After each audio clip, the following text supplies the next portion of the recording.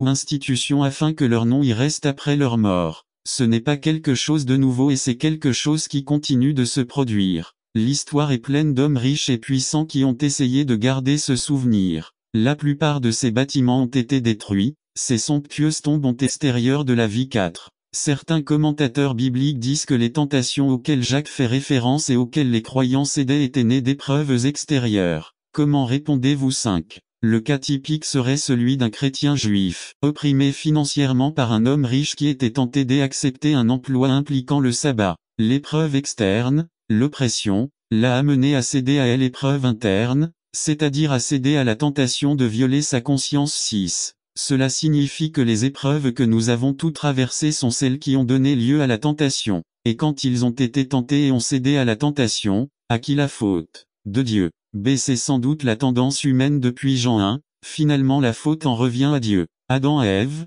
Ève au serpent, et enfin Dieu pour avoir jeté Satan sur terre. Les êtres humains continuent de blâmer les personnes ou les circonstances pour leurs actes. A. S'ils ne l'avaient pas fait. B. Si elles ne l'avaient pas dit. C. S'ils ne l'avaient pas été des oui conditionnel 1. Nous blâmons nos parents, le conjoint, le patron au travail, le professeur, le voisin, pour ce que nous avons fait ou même pour ce que nous sommes d'eux. Les personnes, les circonstances, les mauvaises décisions, les problèmes de toutes sortes nous affectent, mais les frères de la communauté de Santiago ont franchi le pas. Ils ont reproché à Dieu de devoir céder ou n'attendez pas qu'il soit trop tard. Devenez membre de la chaîne Today et bénéficiez de réconfort et de soutien dans les moments difficiles. Cliquez sur le lien dans la description de la vidéo. Mardi 9 avril 2024 page 1 Tentation. Dieu m'a conduit à la tentation 1:13-3. Lorsque nous ne pouvons pas comprendre les raisons ou les motifs de nos souffrances ou de nos tentations, la première réaction est de blâmer Dieu. C'est le fait de blâmer Dieu ravive la question ancienne de ce que les théologiens appellent théodotie, la tentative de concilier le concept d'un Dieu d'amour, d'un Dieu de justice face à l'existence du malin. La question qui se pose depuis l'époque de Job est pourquoi les justes, les innocents, les croyants souffrent-ils? Les lecteurs de Santiago auraient dû exprimer verbalement la raison des mauvaises expériences qu'ils traversaient d'eux. Ils ont dû être confrontés aux mêmes questions que nous nous posons. Pourquoi ai-je attrapé un cancer? P. Alors vous êtes des salauds et non des fils.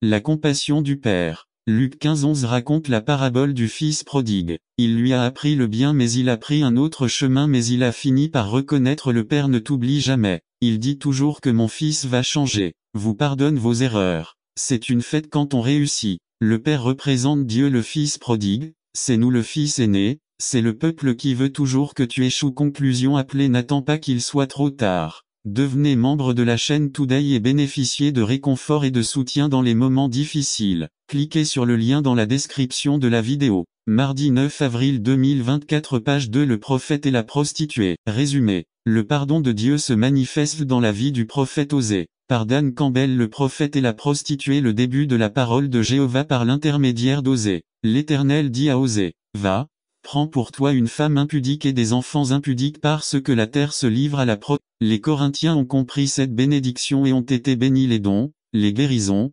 etc. Jésus a payé le prix, il suffit de discerner le corps. N'attendez pas qu'il soit trop tard. Devenez membre de la chaîne Today et bénéficiez de réconfort et de soutien dans les moments difficiles. Cliquez sur le lien dans la description de la vidéo. Mar 9 avril 2024 page 3 Le père de la maison résumé. Je souhaite partager de manière particulière ce que représente la position du pasteur au milieu de l'Église. Reconnaissez que cet homme, plus qu'un pasteur, est le père de la maison. Par Ramon Roja je veux partager d'une manière particulière ce que représente la position du pasteur au milieu de l'Église. Reconnaissez que cet homme, plus qu'un pasteur, est le père de la maison. Y analysons brièvement la lecture. A. Au cours de son parcours ministériel, Élie a reconnu la nécessité de donner à son successeur un fils spirituel. B. En passant devant Élisée, Élie jette son manteau sur Élisée, qui travaille dans les champs. C. Élisée a immédiatement reconnu son appel et l'urgence d'être sous la direction d'Élie.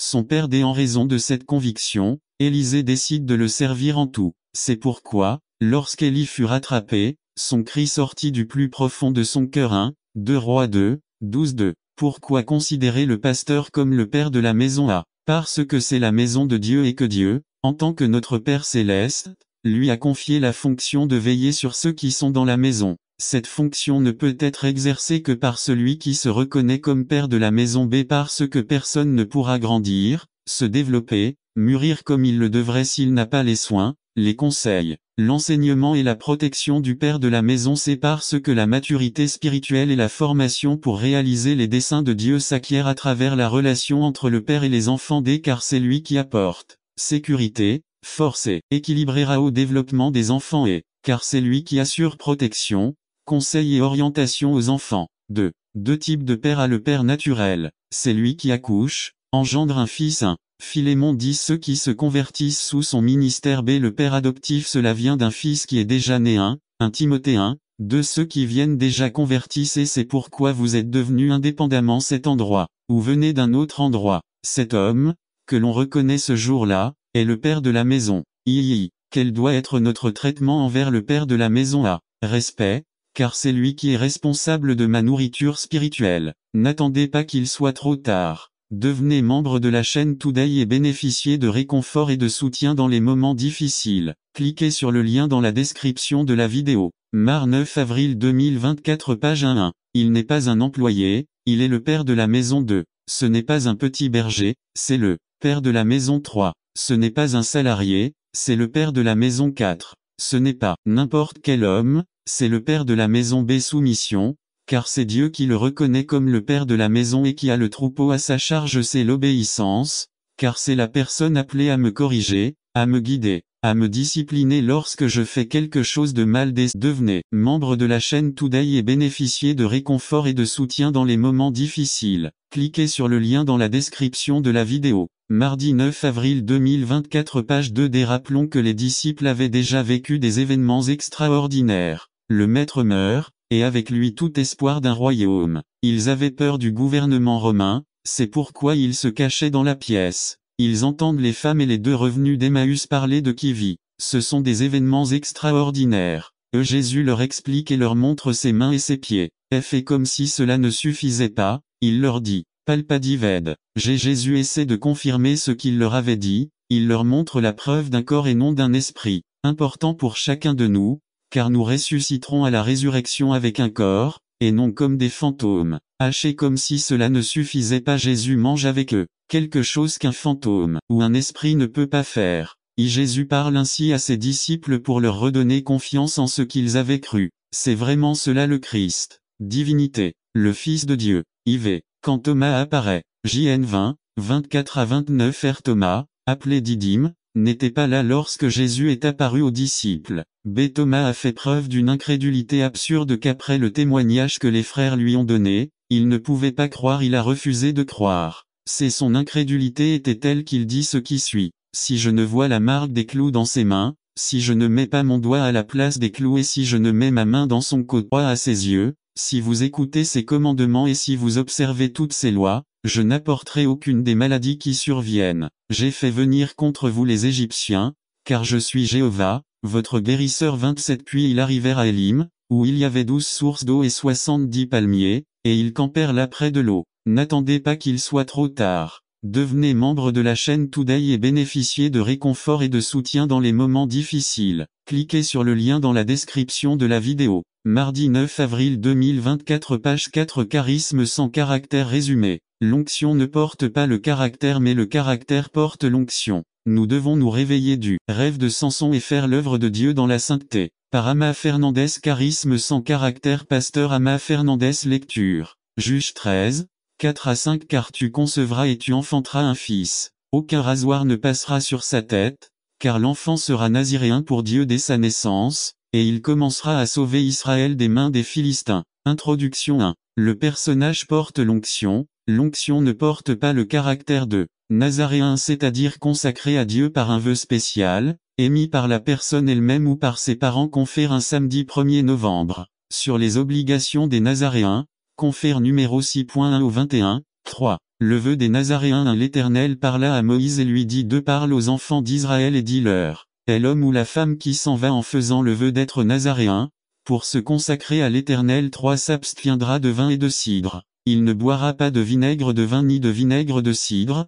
ni ne boira de liqueur de raisin. Pourquoi nous ne pouvons pas rester les bras croisés pendant que nous contemplons qu'ils empruntent le mauvais chemin et que nous ne faisons rien pour l'empêcher? En tant que parents, nous avons le droit et le devoir sacré de nous approcher de Dieu, à travers le Christ, pour nous positionner comme intercesseurs en faveur de nos enfants. Peu importe ce que nous entendons de nos enfants ou à leur sujet, notre première réaction devrait certainement être l'intercession, car comme le dit l'Écriture, les fruits des entrailles sont un n'attendez pas qu'il soit trop tard. Devenez membre de la chaîne Today et bénéficiez de réconfort et de soutien dans les moments difficiles. Cliquez sur le lien dans la description de la vidéo. Mardi 9 avril 2024, page 1. Récompense comme des flèches dans les mains du guerrier sont les enfants de la jeunesse. Aucun de nous ne connaît, avec certitude, les plans de Dieu pour chacun de nos enfants. Nous ne savons pas si le Seigneur suscitera de meilleurs dirigeants que nous. C'est pourquoi nous ne pouvons cesser d'intercéder pour eux. Cependant, il y a certains aspects de la plus haute importance concernant cet aspect de la prière,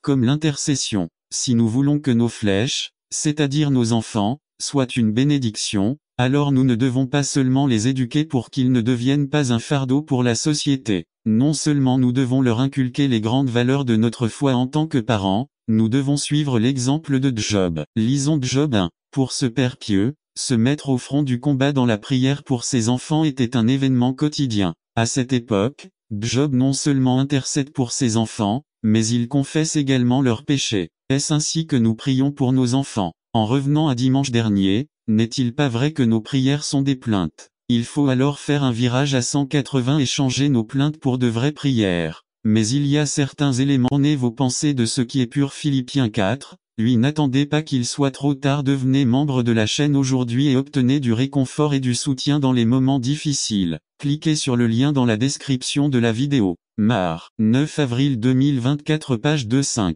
Cela met les enfants en danger physiquement et spirituellement. Avertissement scripturaux à Éphésiens 4, 27. Ne laissez aucune place au diable. B. Soyez vigilants. 1 Pierre 5, 8. C. N'ignorez pas ses projets. Jacques 4, 7. Éphésiens 6, 11. 2 Tim 2, 26. 2 Cor 2, 11. D. L'occultisme est une abomination pour Dieu. 2 18, 9 à 12. Exode 22, 18. Abstenez-vous de toutes sortes de mal. 1 5, 22. F. N'apprenez pas les coutumes des païens. Jérémie 10, 2 à 3. 2 18, 9. J'ai chassé les œuvres des ténèbres. Romains 13, 12. Nous ne sommes pas des ténèbres. 1 5, 5. Éphésiens 5, 8. 2 Cor 6, 14 à 17. IV. Ce que le chrétien devrait faire à ne participer d'aucune façon. Éphésiens 5, 11. 1. N'envoyez pas vos enfants demander Halloween 2. N'organisez pas d'activités d'Halloween dans l'église sous prétexte de les gagner pour Christ, tous les jours, et de gagner des âmes pour Christ.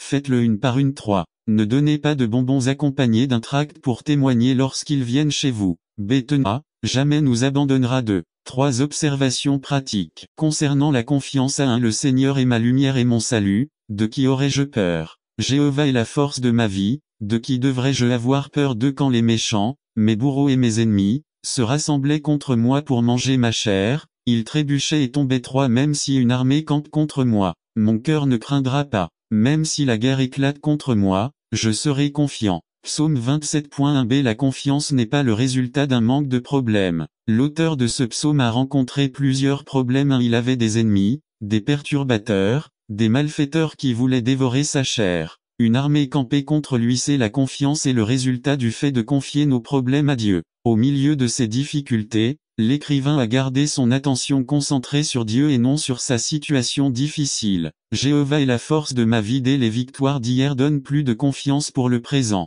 N'attendez pas qu'il soit trop tard. Devenez membre de la chaîne Today et bénéficiez de réconfort et de soutien dans les moments difficiles. Cliquez sur le lien dans la description de la vidéo. Mardi 9 avril 2024, page 1. Le verset 2 parle au passé. Quand les méchants, mes perturbateurs et mes ennemis se sont rassemblés contre moi pour manger ma chair, ils ont trébuché et sont tombés. 2. Le verset 3 parle du présent. Même si une armée campe contre moi, mon cœur ne craindra pas. Même si la guerre éclate contre moi, je serai confiant. Jusqu'à quand Dieu a vouloir tout savoir, même si cela est naturel, est un signe de méfiance et provoque des fruits amers. Cela produit de l'impatience, de la déception et de la frustration. Cela nous vole notre joie, nous cessons de profiter de notre présent en pensant au futur. La confiance ne peut pas s'exercer lorsque nous sommes continuellement frustrés d'essayer de deviner, ou lorsque nous sautons de l'avant et faisons ce qui nous semble le plus logique parce que nous n'avons pas encore reçu la réponse IV. Pour développer la confiance, nous devons appuyer-vous sur Dieu. I5 Confie-toi au Seigneur de tout ton cœur, et ne t'appuie pas sur ta propre intelligence. Si reconnais-le dans toutes tes voies, et il aplanira tes sentiers. Accepter le timing de Dieu. I11 Dieu a fait toutes choses belles en son temps, et a mis le sens du temps dans l'esprit humain, même lorsque l'homme ne peut pas comprendre l'œuvre que Dieu accomplit du début à la fin. Ecclésiaste 3.11 C'est soyez patient je dis, c'est un des fruits de l'esprit, n'attendez pas qu'il soit trop tard. Devenez membre de la chaîne Today et bénéficiez de réconfort et de soutien dans les moments difficiles.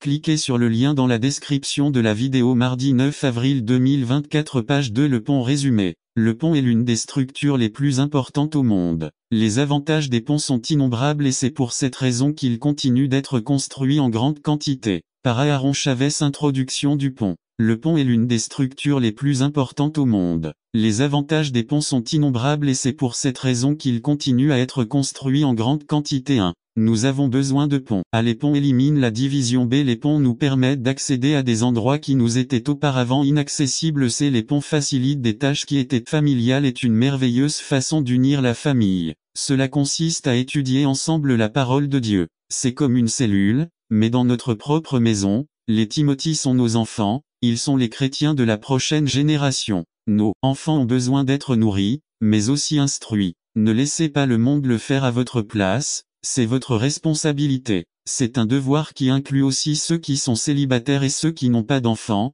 c'est la mission de l'Église. Défendons la famille, c'est le dessein de notre Seigneur. N'attendez pas qu'il soit trop tard. Devenez membre de la chaîne Today et bénéficiez de réconfort et de soutien dans les moments difficiles. Cliquez sur le lien dans la description de la vidéo. Mardi 9 avril 2024 page 3 L'expérience Emmaüs Road résumé. L'expérience vécue par deux disciples de Jésus en marchant vers Emmaüs nous apprend beaucoup sur la nature de la résurrection de Jésus-Christ. Nous tous, en tant que croyants et nés de nouveau, aurions aimé marcher avec le Christ ressuscité par le Major Gerardo Balmori. L'expérience sur le chemin d'Emmaüs. Luc 24 14 à 46 L'armée du salut. Major Gerardo Balmori. L'expérience qu'ont vécu deux disciples de Jésus marcher jusqu'à Emmaüs nous en apprend beaucoup sur la nature de la résurrection de Jésus-Christ. Nous tous, en tant que croyants et nés de nouveau, aurions aimé marcher avec le Christ ressuscité. Dans ce passage, Jésus expose les merveilleuses vérités de l'Ancien Testament à ses deux disciples. En lisant cette parole, nous pouvons remarquer que l'expérience sur le chemin d'Emmaüs ne se limite pas seulement au voyage vers cette ville, mais aussi au retour victorieux de la bonne nouvelle aux 11 apôtres à Jérusalem. Nous pouvons diviser ce passage selon les événements suivants. Après avoir lu les passages, partagez vos commentaires avec le groupe 1. Ils n'ont pas remarqué la présence du Christ. Luc 24 14 à 17. 2. Les deux disciples répondent à la question de Jésus. Luc 24, 18 à 24. 3. La merveilleuse leçon qu'ils reçoivent. Luc 24, 25 à 27. 4. Le moment que les deux disciples ont reconnu Jésus. Luc 24, 28 à 31. 5. Leur témoignage de les apôtres. Luc 24 32 à 35. 6. La deuxième rencontre avec Jésus ce même jour. Luc 24, 36 à 46. N'attendez pas qu'il soit trop tard. Devenez membre de la chaîne Today et bénéficiez de réconfort et de soutien dans les moments difficiles. Cliquez sur le lien dans la description de la vidéo.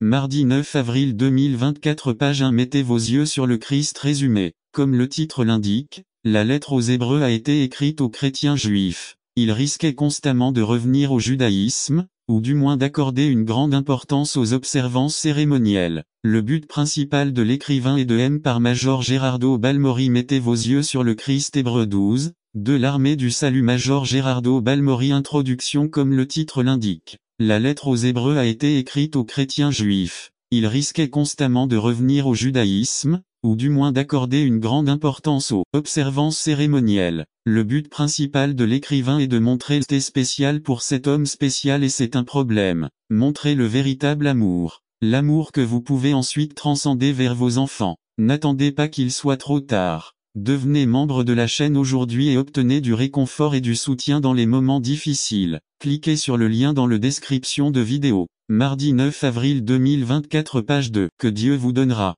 Enfin, cette bague peut signifier l'amour propre. Que vous vous permettiez de choisir de vous protéger d'une situation qui vous pèse plus tard ou qui vous fait plus tard ressentir une grande culpabilité, voire contracter une maladie. Shakespeare a dit, sois fidèle à toi-même. Mais la parole de Dieu nous enseigne que nous devons être fidèles à Dieu. Avoir la continence, c'est avoir l'estime de soi, c'est se respecter soi-même et c'est aimer Dieu qui t'a formé. Demandez aux parents de venir avec leurs cadeaux. Vos parents apportent un cadeau symbolique de votre voyage. Quand tu étais petite, tu ne choisissais pas où tu voulais aller. Ils vous emmenaient avec eux partout où ils allaient ou voulaient vous emmener. Aujourd'hui, on vous présente vos premières baskets à talons hauts. Cela signifie qu'ils ont confiance que vous êtes prêt à vous fixer des objectifs plus élevés et à marcher d'une manière digne, d'une manière qui apporte beaucoup de contentement à leur cœur et beaucoup d'honneur à votre famille. Présentez la bougie décorée. Demandez aux parents d'allumer la bougie qui est dans les mains de leur fille avec la bougie qu'ils ont allumée précédemment.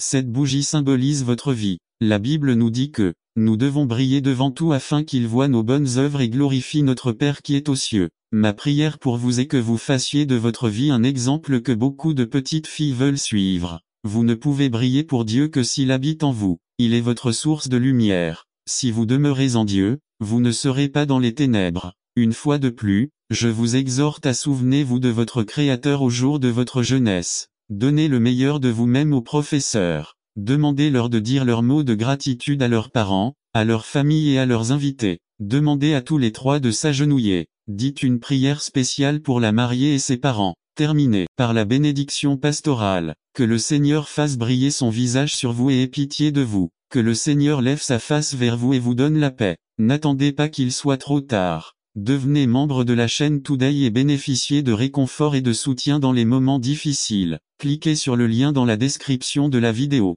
Mardi 9 avril 2024 page 3 Plénitude en service résumé. Différence entre le serviteur et le leader. Marquage des caractéristiques entre la notion de serviteur dans la Bible et les caractéristiques du leader dans les sphères laïques. Par Séraphin contrera plénitude en service. Comme vous le savez, chez les païens, les chefs gouvernent leurs sujets avec tyrannie, et les grands font sentir leur autorité sur eux. Mais entre vous, ça ne devrait pas être comme ça. Au contraire, celui d'entre vous qui veut être grand doit servir les autres et celui d'entre vous qui veut être le premier doit être votre esclave. Car de même, le Fils de l'homme n'est pas venu pour être servi, mais pour servir et donner sa vie en rançon pour une multitude. Matthieu 20 25 à 28 Les deux sortes de sagesse évoquées par Jacques dans 3 13 à 18 sont toutes deux en concurrence sur l'usage de la langue. Le mauvais usage de la langue 3 1 à 12 est un signe de fausse sagesse, ou ce que le monde appelle sagesse 3 14 à 16 tandis que son bon usage 3 17 à 18 est un signe de la vraie sagesse.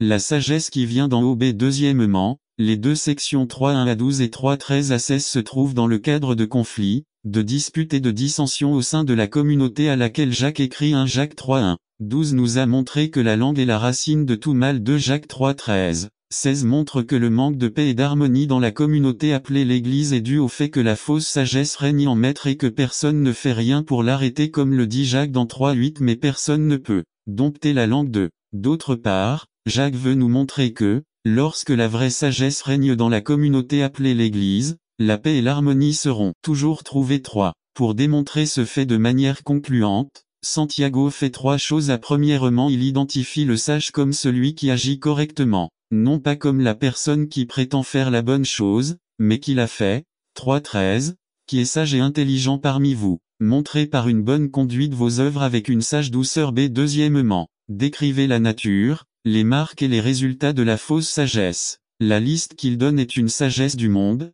non spirituelle. En fait, elle vient du diable lui-même. Jacques 3 14 à 16 dans la version Bible Today dit, ne pensez jamais que vous êtes sage ou bon si au fond vous êtes envieux et égoïste, car il n'y a pas de pire mensonge que cela. L'envie et l'égoïsme ne viennent pas de Dieu, bien au contraire, ils sont terrestres, charnels et diaboliques. Là où il y a l'envie et l'égoïsme, il y a le désordre et toutes sortes de maux. N'attendez pas qu'il soit trop tard. Devenez membre de la chaîne Today et bénéficiez de réconfort et de soutien dans les moments difficiles. Cliquez sur le lien dans la description de la vidéo. Mardi 9 avril 2024 page 1 C. Troisièmement, décrivez cette caractéristique de la vraie sagesse. Ces vertus caractérisent la vraie piété, le vrai christianisme, mais surtout, elles sont d'origine céleste.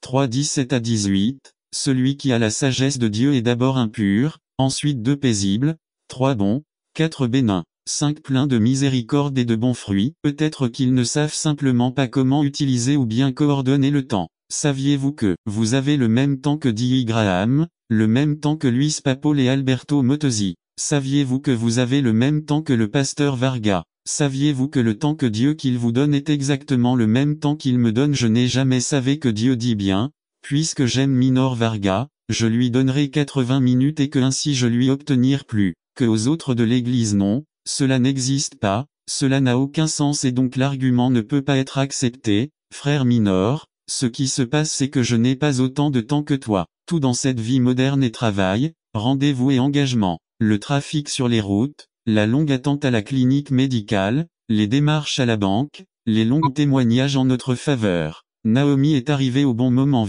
22 applications. Nous apprenons quelques leçons. Partir sans volonté divine conduit à la ruine et au malheur. La carte de l'ego ou du caprice mène à la route de la destruction et à l'autoroute de la mort. Lot est allé à Sodome. Il a vu que c'était bien. Jonas partit pour Tarsis. Je pensais que c'était sa fuite. Paul a essayé d'aller à Jérusalem mais Dieu l'en a empêché. Naomi est allée à Moab et a tout perdu. Nous devons nous demander pourquoi notre plaisir s'est transformé en amertume. Dans notre évaluation nous laissons Dieu nous fournir la réponse et le remède. N'attendez pas qu'il soit trop tard. Devenez membre de la chaîne Today et bénéficiez de réconfort et de soutien dans les moments difficiles. Cliquez sur le lien dans la description de la vidéo mardi 9 avril 2024 page de conclusion. Lorsque le doux devient amer dans nos vies, rappelons-nous que notre perte ne doit pas nécessairement être notre fin mais choisissons d'en faire notre début. Au début, rappelons-nous que Dieu a pourvu à nos besoins. Dans cette disposition, nous sommes conscients que votre recherche implique des primes et que sa valeur sera incalculable pour notre satisfaction.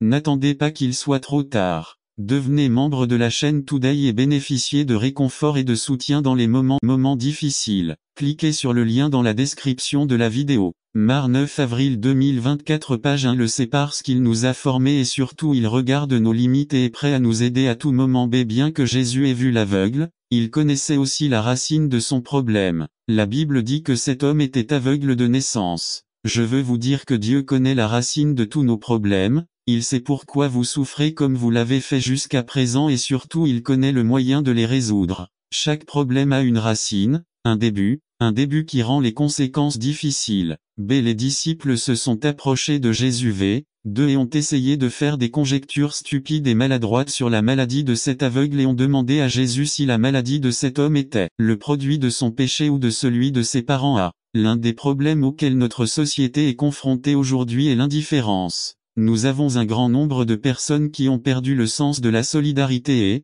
au lieu d'aider les autres et leurs besoins, ils se sont consacrés à trouver des coupables et à pointeurs du doigt. Alors que la Bible enseigne que nous devons laisser derrière nous ce qui reste là et que nous devons nous étendre à ce qui nous attend. Nous ne pouvons plus vivre dans le passé et hier. Aujourd'hui est le moment de commencer une nouvelle vie en Christ parce que les choses anciennes sont passées et en Christ toutes choses sont devenues nouvelles. La Bible enseigne que la méchanceté de nos pères et ses conséquences s'étendent aux 3e et 4e générations. Il existe de nombreux cas où la malédiction générationnelle nous poursuit, mais en Christ nous pouvons briser tout lien et déclarer la victoire sur les armées du mal et sur les liens du passé. C'est Jésus répondit aux disciples que la cécité de cet homme n'était pas le produit de son péché ou de celui de ses parents, mais que l'œuvre de Dieu pouvait se manifester en lui. 3. Dieu désire que nous, ses enfants, comprenions que les épreuves que nous traversons et les situations que nous traversons ne sont pas des. 10 ans plus tard, il constata que sa famille et la tribu à laquelle il est normal qu'il y ait des sentiments de sympathie plus forts envers certaines personnes. Ce n'est pas mal, mais le plus dangereux c'est qu'on se retourne les uns contre les autres. Divisons l'Église en formant des groupes de favoris. Gardons-nous de créer des divisions entre nous. Qui suivons-nous finalement? Nous devons suivre le Seigneur. La 3e raison pour laquelle ce type de division dans l'Église est dangereux est que nous montrons un mauvais témoignage. 11. J'ai été informé de votre présence chez Chloé. N'attendez pas qu'il soit trop tard. Devenez membre de la chaîne Today et bénéficiez de réconfort et de soutien dans les moments difficiles. Cliquez sur le lien dans la description de la vidéo mardi 9 avril 2024. Page 3. Nous ne savons pas qui étaient les gens de Chloé, mais il est évident qu'ils ont apporté le rapport à Pablo. Ce qui se passait dans l'église, les factions étaient connues de beaucoup, même en dehors de leur foyer du moins. Cela s'est produit lorsqu'ils ont commencé à être jugés devant des tribunaux publics. Lorsque nous entretenons de mauvaises relations et nous laissons emporter par la division, nous prêchons le contraire de l'enseignement biblique concernant la communion chrétienne. Nous avons souvent chanté le psaume 133. Voyez comme il est bon et comme il est bon pour des frères de vivre ensemble. Nous avons également confessé dans le symbole des apôtres. Je crois à la communion des saints. Cependant, il est possible que beaucoup d'entre nous ne vivent pas ces déclarations. Nous avons de la jalousie, de l'envie et du ressentiment. Nous portons un mauvais témoignage au monde qui observe, attentif à voir comment nous vivons. Un monde qui regarde attentivement si nous mettons en pratique ce que nous prêchons. Avez-vous déjà entendu quelqu'un dire pourquoi devrais-je devenir chrétien s'il est hypocrite? Je ferais mieux de rester comme je suis. Frères, entendons-nous bien. Même si nous avons des divergences d'opinion et de goût, veillons à ce que l'amour chrétien prévale. Paul le dit aux Romains. Aimez-vous les uns les autres d'un amour fraternel. Laissez-moi vous raconter une anecdote. On raconte que George Whitefield, un pasteur calviniste qui avait des divergences théologiques avec John Wesley, qui était théologiquement arminien, calviniste et arminien, c'est comme parler d'eau et d'huile, se trouvait un jour dans un parc où Wesley prêchait au public. L'une des personnes présentes, après l'avoir reconnu, lui a demandé à haute voix: Pasteur Whitefield, pensez-vous que vous verrez le pasteur Wesley au paradis? Celui-ci répondit: non, ajoutant immédiatement: parce que je crois qu'il sera si près du trône de notre Père alors que je serai à une telle distance que je ne crois pas pouvoir voir frère Wesley.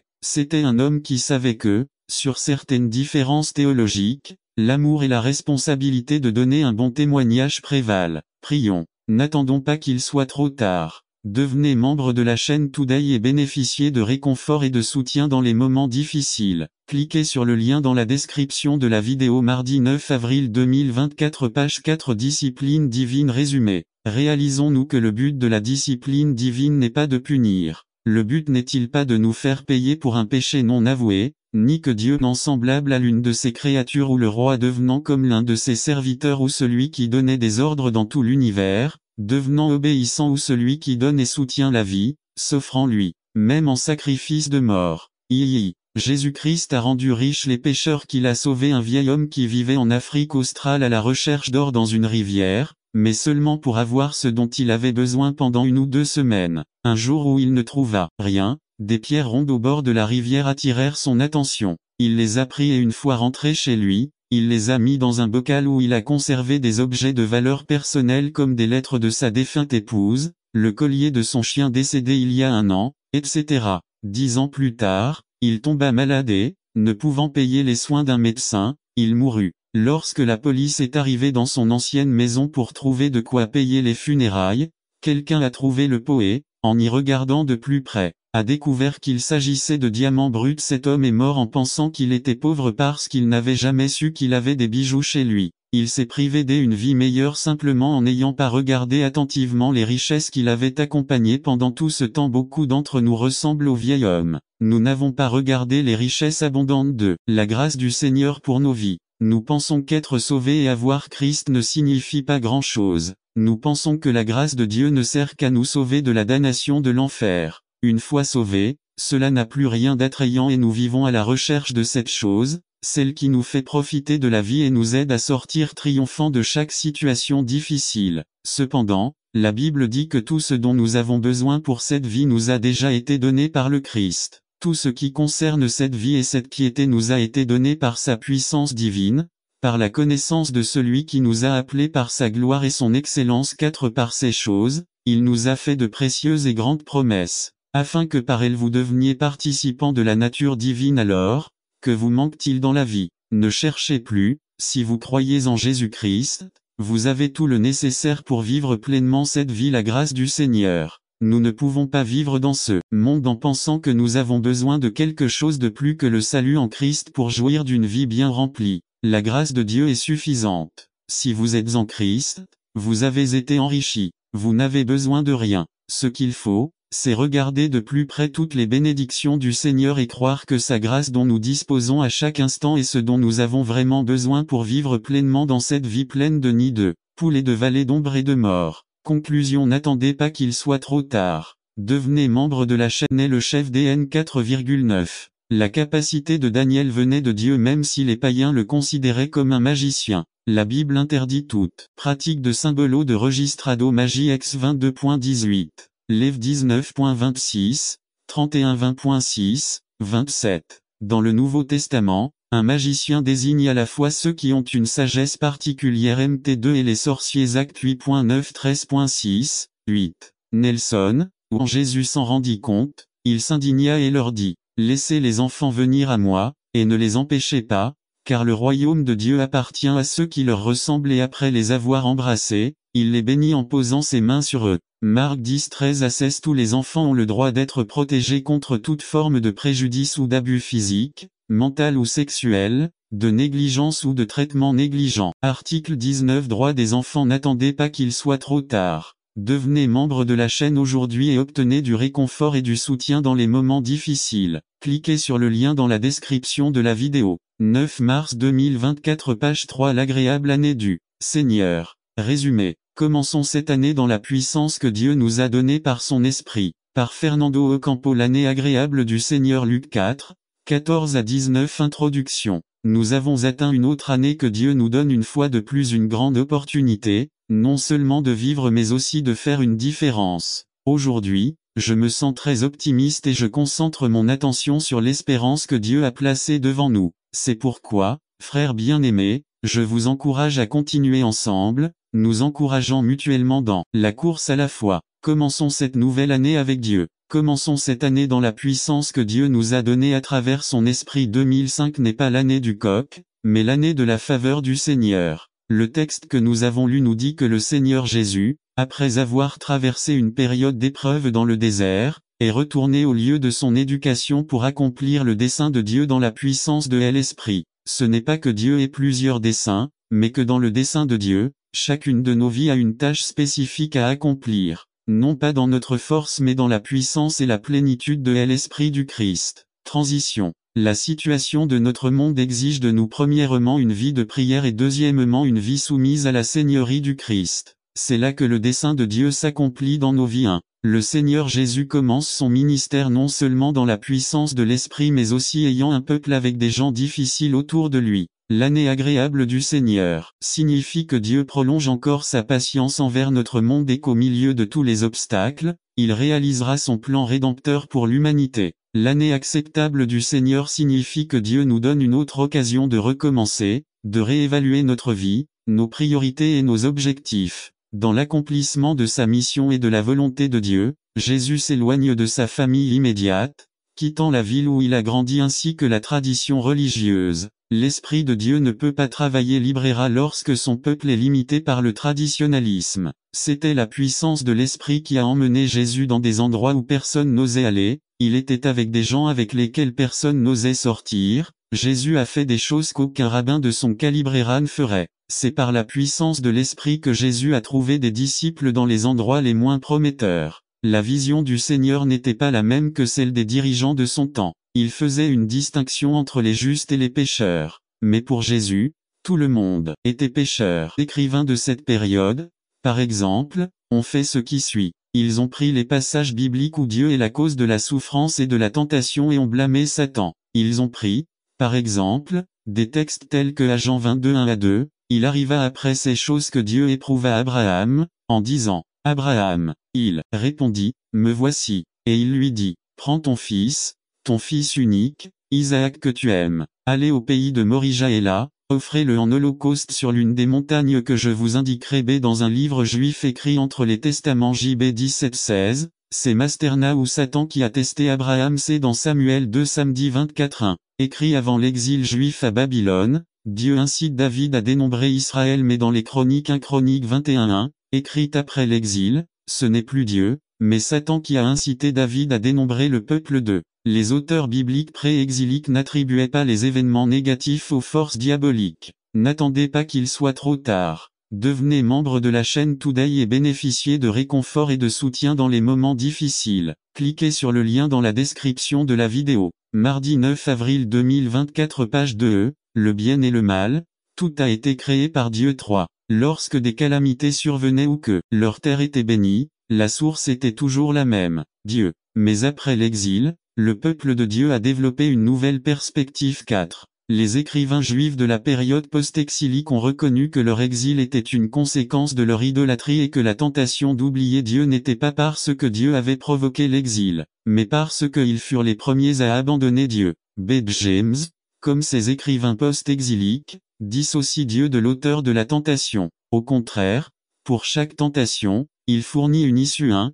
Corinthiens 10:13. Aucune tentation ne vous a frappé, si ce n'est celle qui est commune à l'homme. Mais Dieu est fidèle, il ne vous laissera pas tenter au-delà de ce que vous pouvez supporter, mais il vous fournira également un moyen d'échapper à la tentation, afin que vous puissiez y résister. 2. Il est intéressant de noter que Jacques ne blâme pas non plus le diable. Que fais-tu? Il le met directement au pied de l'individu. 1,14. Mais chacun est tenté lorsqu'il est emporté et séduit par son propre désir. 3. En rejetant tout le blâme sur la personne, Jacques suit la voie rabbinique conventionnelle selon laquelle lorsqu'une personne pêche, ce n'est ni Dieu ni Satan, mais l'inclination pécheresse, le mauvais instinct avec lequel chaque enfant d'Adam naît plus tard de la chute, la soi-disant Yetzer-Hara. 4. Paul dans Romains fait référence à cet aspect lorsqu'il dit dans Romains 7,15 « Car je ne comprends pas ce que je fais, parce que je ne pratique pas ce que je veux. Au contraire, ce que je déteste, c'est ce que je fais. 16 Et puisque je fais ce que je ne veux pas, je reconnais que la loi est bonne. 17 Ce n'est donc plus moi qui le fais, mais le péché qui habite en moi. 18 Je sais qu'en moi, c'est à dire dans ma chair, il n'y a rien de bon, parce que vouloir le bien est en moi, mais ne pas le faire. 19 Parce que je ne fais pas le bien que je veux mais au contraire, le mal que je ne veux pas, c'est celui que ce jour-là. J'ai donc décidé qu'il serait préférable de passer au but. J'ai donc fait un changement et je suis allé au but, seulement pour voir beaucoup plus de ballons traverser le cadre. Nous avons tout perdu, le jeu, notre argent, notre fierté. Mais ce jour-là, j'ai appris quelque chose de très important. Une personne seule ne fait pas une équipe. Peu importe vos compétences, quelle que soit votre formation, quelle que soit votre discipline, si vous travaillez seul, vous n'obtiendrez pas la même chose qu'une équipe de personnes travaillant ensemble et concentrées. Mais la vérité est que nous avons du mal à faire les choses en équipe. N'est-ce pas vrai? Vous ne vous souvenez pas des devoirs de l'équipe à l'école? Étaient-ce des réunions plus pour jouer que pour travailler? Finalement, quelqu'un a fait le travail rapidement et oui, tout le monde a signé. Jouer en équipe présente également des difficultés. Il y a des gens qui veulent se démarquer aux dépens des autres. Les fameuses personnalistas et estrellitas sont toujours présentes dans les équipes. Vivre en famille présente également ses défis. Une famille devrait se considérer comme une équipe, mais malheureusement, parfois, toutes les familles n'ont pas cette mentalité. Il règne plutôt une atmosphère de compétition, d'envie, de séparatisme et d'individualisme. Vivre et travailler en équipe n'est pas quelque chose qui nous vient naturellement. Mais là où ce problème devient le plus évident, c'est dans le ministère ou le service que nous fournissons en tant qu'Église. Par définition, le mot Église nous parle d'une communauté. Une communauté où l'un des présupposés de base est cette mentalité d'équipe. Mais malgré cela, il reste difficile de nous organiser, de coordonner nos efforts et nos dons et de les orienter pour atteindre nos objectifs. Il nous est parfois difficile de comprendre qu'une seule personne ne fait pas une équipe. Peu importe le nombre de dons ou de capacités que nous possédons, quelle que soit l'expérience que nous possédons, nous aurons toujours besoin de faire les choses en équipe, en tant que corps, en tant que communauté. Par conséquent, si nous voulons vraiment être efficaces pour réaliser de grandes choses dans l'Église, dans la famille ou dans n'importe quel domaine de la vie, nous devons prendre très au sérieux la combinaison de nos efforts avec ceux des autres. N'attendez pas que ce soit trop le cas en retard. Devenez membre de la chaîne Today et bénéficiez de réconfort et de soutien dans les moments difficiles. Cliquez sur le lien dans la description de la vidéo. Mar 9 avril 2024 Page 1 autre. Cela implique qu'on arrête de penser qu'on peut réaliser des projets seuls, que nous disposons de toutes les capacités nécessaires pour atteindre cet objectif, que nous sommes autosuffisants. Le plan de Dieu pour son peuple est différent. Dieu a façonné les choses de telle manière que nous travaillons ensemble et de manière ciblée dans tous ces domaines et en particulier dans l'Église. C'est pourquoi nous voulons emporter avec nous la vérité et la mettre en pratique dans l'Église, à la maison, sur le lieu de travail, etc. Et la suivante. Ensemble et concentrés, nous accomplissons de grandes choses pour Dieu. Telle fut l'expérience du peuple de Dieu à l'époque de Néhémie. Rappelons que Néhémie, et chanson du roi perse le plus puissant de la terre, avait obtenu la permission et le soutien de la Bible aux aspects d'acceptation mentale, aux questions de croyance 4. Pour Jacques, cependant, l'obéissance au commandement ne peut exister sans la foi de Jésus, tout comme la foi en Jésus n'existe pas sans la démonstration de l'obéissance. Cela sera bien illustré tout au long du chapitre 2, 5. Ceux qui ont la foi en Jésus, dit Jacques, sont ceux qui vivent comme Jésus a vécu A. Soumis au Père, B. Ayant une conduite juste voir Luc 20, 21. B. Jacques 2, 1. Mes frères, ayez la foi en notre glorieux Seigneur Jésus-Christ, sans distinction de personne 1. J'aime la traduction de la New American Bible. Mes frères, n'ayez pas foi en notre glorieux Seigneur Jésus-Christ avec une attitude de favoritisme 2.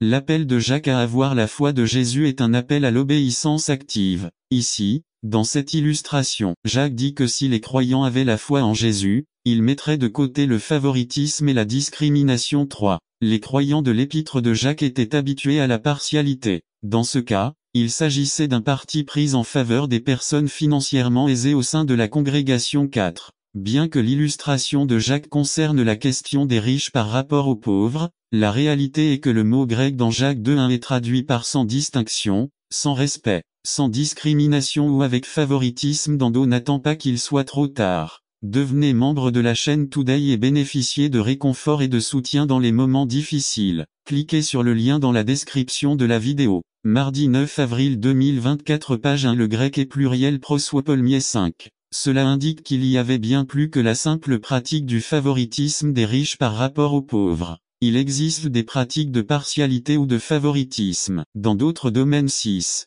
L'une des pratiques antichrétiennes possibles est qu'il doit y avoir eu une discrimination contre les esclaves, contre certaines nationalités, contre les femmes, contre les veuves, contre les orphelins, contre ceux de statut social inférieur. C. James supplie les croyants d'arrêter ces pratiques. Santiago interdit la continuité des activités au sein de la congrégation qui permettait la discrimination contre certains groupes 1. Cette perversion de la vraie religion peut trouver son parallèle dans les types de discrimination du XXIe siècle à l'intérieur et à l'extérieur de l'Église 2. Tout comme la congrégation de Jacques pratiquait de telles inégalités sociales et discriminations au sein de la congrégation, de tels péchés se reproduisent souvent dans les congrégations chrétiennes modernes, même dans celles qui prétendent garder les commandements de Dieu, mais qui n'ont manifestement pas la foi de Jésus. 3. Combien de congrégations sont paralysées lorsque leurs dirigeants permettent à ceux qui ont de l'argent en eux de dominer les décisions et les déterminations de l'Église entière 4.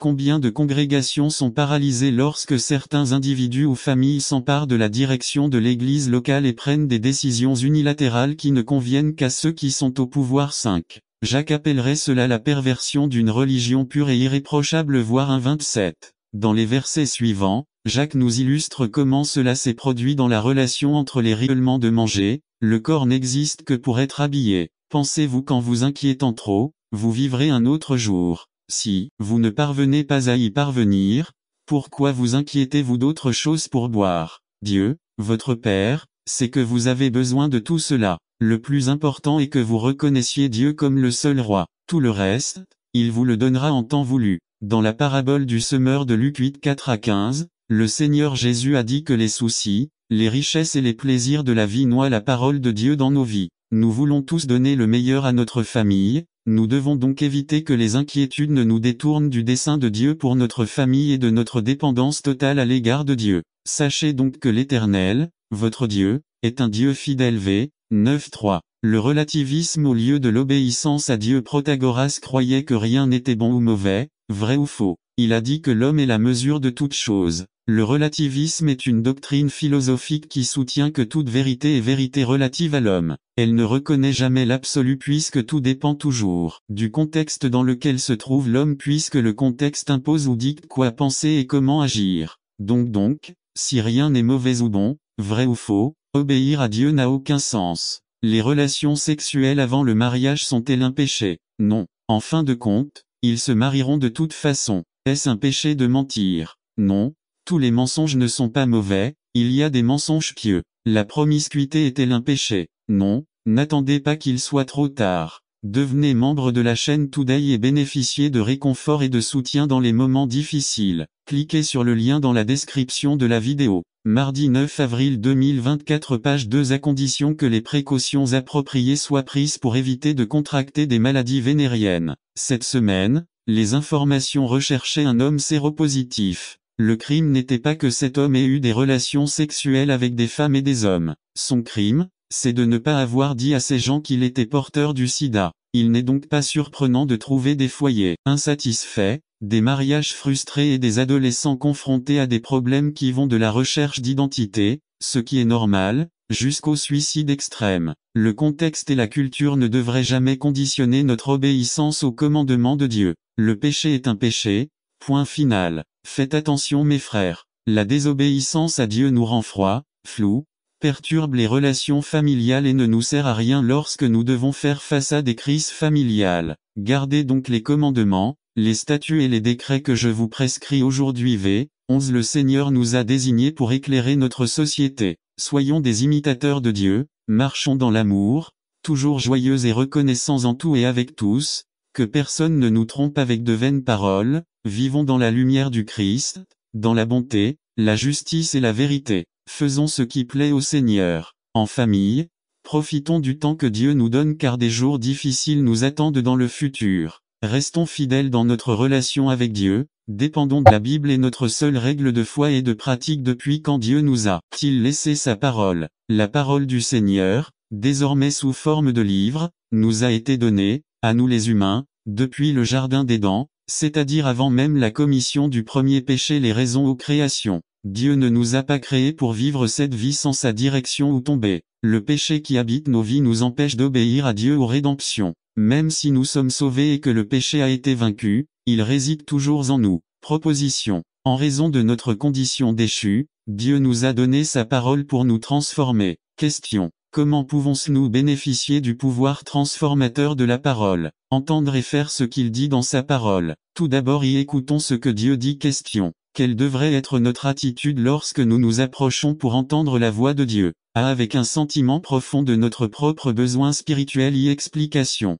James nous propose rapidement 4 domaines concrets dans lesquels nous échouons dans la vie quotidienne, et qui nous rappellent que nous sommes des personnes désespérément nécessiteuses spirituellement. Nous ne faisons pas preuve de maîtrise de soi. Lorsque nous parlons plus que nous n'écoutons, nous révélons un souci égoïste d'être entendu. Nous donnons l'impression que nos idées sont plus importantes que celles des autres. Ma belle-mère a dit, Dieu m'a donné 2 petites oreilles et une petite bouche pour écouter davantage et parler moins. Proverbe 10, 19 Celui qui retient ses lèvres est sage. Nous nous mettons en colère pour le péché. Proverbe 16, 32 Mieux vaut celui qui est lent à la colère que celui qui est fort, celui qui maîtrise son esprit que le conquérant d'une ville. Proverbe 12, 16 La colère de l'insensé est connue instantanément, mais l'homme prudent cache le déshonneur. Ecclésiaste 7, 9 Ne vous mettez pas rapidement en colère, car la colère se niche au sein de l'âme. N'attendez pas qu'il soit trop tard. Devenez membre de la chaîne Today et bénéficiez de réconfort et de soutien dans les moments difficiles. Cliquez sur le lien dans la description de la vidéo. Mardi 9 avril 2024 page 1 Imbécile c'est nous ignorons le mal de notre cœur. Jérémie 17, 9 Le cœur est trompeur par-dessus tout et désespérément méchant. Qui peut le savoir? Nous vivons dans une attitude d'indépendance spirituelle. Illustration. Lecture du menu dans un restaurant. Entendre la parole du Seigneur en étant conscient de notre condition pécheresse est semblable à lorsque nous avons faim et que nous lisons le menu. Pratiquement tout ce que nous regardons nous semblera attrayant. Nous imaginons que les plats et notre désespoir de manger le rendront attrayant. Nous désirons tout ce qu'il dit. Application. De la même manière, Dieu veut que nous abordions sa parole, avec un désir intense d'être spirituellement satisfait. Comment se manifeste notre faim et notre soif d'entendre la parole de Dieu? Comment se déroule votre lecture de la Bible? Quelle quantité de littérature chrétienne achetez-vous? Quelle part de la musique que vous écoutez contient des messages chrétiens? Lorsque vous venez au temple, êtes-vous prêt à écouter un message pour vous? Êtes-vous disposé à entendre Dieu parler d'un ou plusieurs domaines de votre vie où vous avez besoin de sa direction? C'est que faites-vous du message ou de l'enseignement reçu? Que faites-vous pour la garder dans votre cœur? J'essaie d'assimiler que cette situation n'est qu'une autre circonstance pour plaire au Seigneur. Cette vie ne concerne pas moi, mes désirs, mes sentiments ou ce que je veux ou pense. Il ne s'agit pas de qui j'aime le plus ou de qui m'aime le plus, ma famille ou mon conjoint, mais il s'agit du seul qui mérite d'être adoré, c'est à dire Dieu que j'arrêterai de souffrir lorsque mon cœur comprendra complètement cette vérité, que ce qui est important ici a été mis sur la table. Bien, avant que j'existe, que tout consiste à aimer, obéir et faire confiance au Seigneur. Maintenant je comprends que si je fais confiance en Dieu, tout le reste s'ajoutera. Maintenant je sais que je suis marié, non seulement parce que j'aime mon mari, mais pour quelque chose de plus grand et de plus grand, pour quelque chose de merveilleux qui sont les desseins de Dieu, parce que je sais que nous sommes deux pécheurs voulant plaire à Dieu, que nous ne méritons rien, et pourtant le Seigneur nous donne son amour et sa miséricorde, que je ne peux pas voir les choses comme cela me convient le mieux, mais plutôt essayer de les voir comme le Seigneur les voit, car il ne m'a jamais dit qu'il était fatigué de tout péché qu'elle commet à plusieurs reprises. Si tel était le cas, elle aurait été privée depuis longtemps de la merveilleuse grâce de Dieu. Je sais que je ne peux pas voir la situation dans son ensemble, de ce qui va arriver ou de ce qui manque, mais je peux être responsable du petit tableau dans lequel le Seigneur me permet de lui plaire, et le seul moyen est d'obéir. Je n'ai pas besoin d'être amer car ce ne sont que des tests dans mon petit passage à travers le monde, j'essaie juste d'attendre qu'il soit trop tard. Devenez membre de la chaîne Today et bénéficiez de réconfort et de soutien dans les moments difficiles. Cliquez sur le lien dans la description de la vidéo. Mardi 9 avril 2024 page 3 pour regarder sous un autre angle. En y réfléchissant, cette situation n'est qu'une pierre dans notre marche avec le Seigneur pour nous confondre et entraver notre relation avec lui, et je ne veux pas qu'à cause de cette petite pierre, j'arrête de le servir et de le remercier chaque jour pour l'opportunité que j'ai. Cela me fait l'aimer. Il est difficile d'obéir,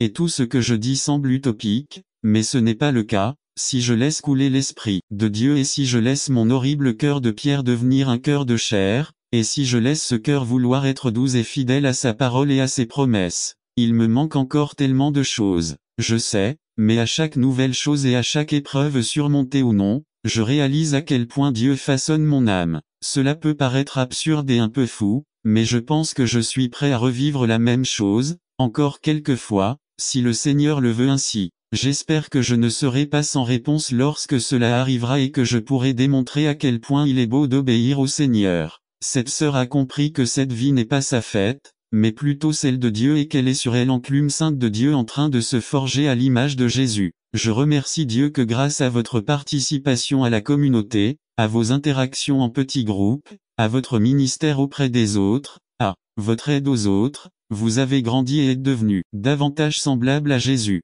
C'est le travail merveilleux que Dieu accomplit dans le contexte de sa communauté et persévérance envers ceux qui ne les ont pas traités dignement. Par ces mots, il les exhorte à faire bonne figure même s'ils subissent un traitement injuste. Mais d'où vient ce traitement injuste à leur égard en particulier? L'histoire dit que les chrétiens ont dû vivre sous la rumeur désagréable selon laquelle ils pratiquaient l'inceste, qu'ils faisaient des orgies sexuelles et même qu'ils autorisaient le cannibalisme. En effet, comme leur réunion était privée par peur, les personnes extérieures ne savaient pas ce qui se passait réellement, et comme ils ne jouissaient pas de la liberté religieuse, personne ne les empêchait de professer leurs croyances sans craindre d'être attaqués, principalement par leurs employeurs. Les paroles de ces Peter nous aident à nous concentrer sur le type de souffrance qu'il en cédait s'il n'y prend pas garde. C'est pour cela que la Bible dit dans Éphésiens 4 27 ne donnez aucune chance au diable. La seule façon pour un enfant de Dieu d'être possédé par des démons est de priver le Saint-Esprit de sa vie.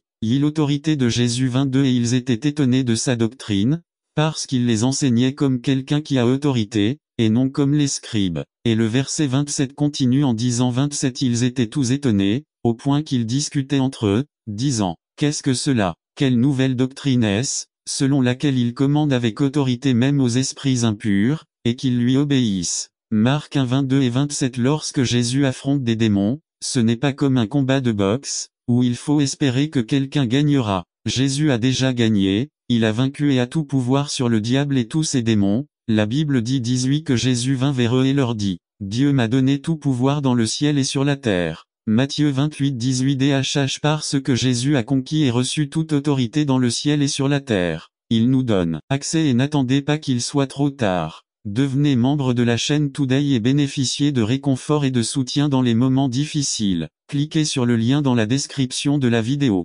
Mardi 9 avril 2024 page 3 nous dit 19 Je t'ai donné autorité sur les forces de l'ennemi Luc 10 19 Espagnol Il y a 4 aspects dans la relation entre l'autorité de Jésus et les démons, ce sont a. Les démons reconnaissent l'autorité et la divinité complète de Jésus. Malheureusement, Le diable est plus orthodoxe que beaucoup de chrétiens et théologiens. Certains théologiens n'ont pas atteint le niveau du diable. Le verset 24 de Marc, chapitre 1, dit « Je sais qui tu es le Saint de Dieu » et dans Jacques 2, 19, il est dit « Les démons aussi croient et tremblent ». RVR 1960. Les démons reconnaissent l'autorité et la divinité du Christ. Au début de ce premier chapitre de Marc, au verset 11, les cieux déclarent la divinité de Jésus. Tu es mon Fils bien-aimé, en toi je me complais et maintenant l'enfer, au verset 24, doit le confesser, je sais qui tu es le Saint de Dieu. Les démons reconnaissent l'autorité et la divinité complète du Christ. B. Les démons ont une antipathie pour Jésus. Quelqu'un qui est possédé par un démon ne veut rien savoir de Dieu. Le démon a dit 24a. Qu'as-tu avec nous, Jésus?